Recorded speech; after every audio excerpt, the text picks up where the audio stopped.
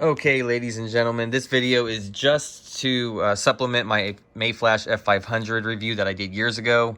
Just a preface, there is a newer version of the Mayflash F500 currently available. They don't make these ones anymore, and the main difference is that the USB that is down here, the USB port, which is required for you to use the controller on consoles, is now located at the top for the newer version. So if you went and bought one of these right now on Amazon, you'd get the new version, and it's, in my opinion, better because having the USB at the bottom here, if you need to plug in a controller, would it's not conducive for sitting on your lap, using it on your lap, things of that nature. And all right, so get to the point of this video, just for the YouTube commenter that needed some help, or anybody else that doesn't understand what the Magic Boots, what it's actually accomplishing, or what the point of it is. Well, we're going to take that out right now. I have the Mayflash F500 plugged into my console currently, and as you can see, I am not able to navigate at all. It's plugged in, it has power, cannot navigate, and that's because this does not have any intrinsic Xbox controller firmware with it. So the way that you mitigate that, or the way that it's meant to be done, is you plug in, and this is a Xbox controller. It's not a Microsoft brand, but one of these regular Microsoft brand controllers would work, provided that you had the cord that is normally for charging or just wiring it up.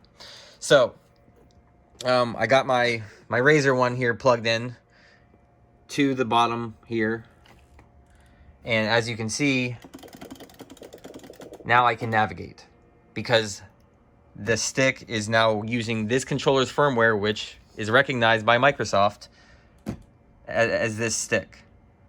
So there's that.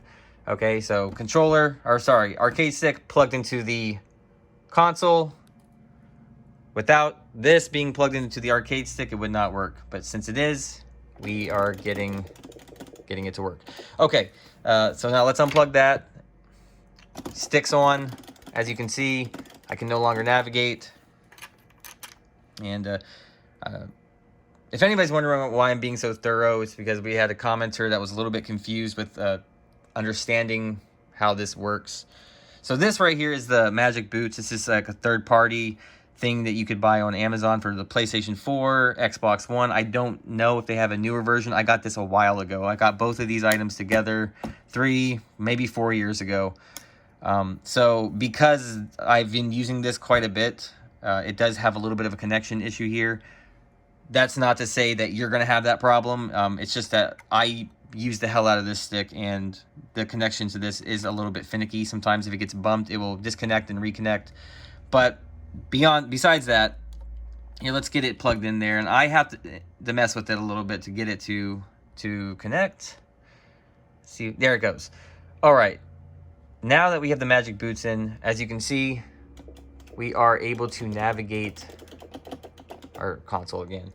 So the reason for the Magic Boots is simply for a form factor. You don't have to daisy chain your controller in, because this little Magic Boots thing I'm guessing I don't actually know, but it would only make sense that it's a little tiny USB stick installed with some Microsoft controller firmware. So that way, when you plug it in, the arcade stick into the console, it will actually read it as a device or a peripheral. Okay, so hopefully that cleared up some confusion.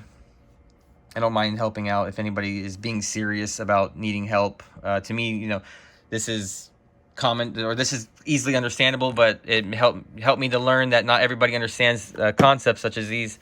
So I do appreciate the commenter that did, pipe up and say, hey, I really just don't get this. That's no problem. And if anybody is wondering, just to give a little bit more detail, you don't need any of this shit, or you don't need any more of this stuff for if you just want to plug it into the PC. It just uses the X input, and there's all kinds of things to I mean, a lot of the information is available online already, but so there is no, I don't even think that there is a wireless arcade stick available, and I'd argue to say that if there were, you probably want to stay away from it. You know, these are supposed to be high quality, high precision devices. So, and like this is a really good one. I have a really nice one, and I love this one though. It's a really good beginner stick. It's solid. It's durable for between what, $80 and $100. You cannot go wrong with this. It will teach you how to replace buttons, replace sticks. You can do the artwork, which I haven't done here, but I highly recommend it for any beginner to get this. It's like I said, $80 to $100, and you're not going to break it. It's a solid thing, honestly. I use this. I bought both of them at the same time, and I used this way before because I didn't even want to open the box to the nice one. This is nice, man. This will teach you. This will get your hand movements. You know, whatever you're planning on doing with it, it will be a good starting point.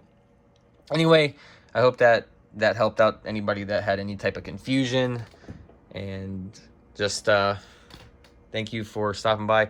And I know this video is not for everybody, but I hope that one commenter actually found some use in this. So y'all take it easy.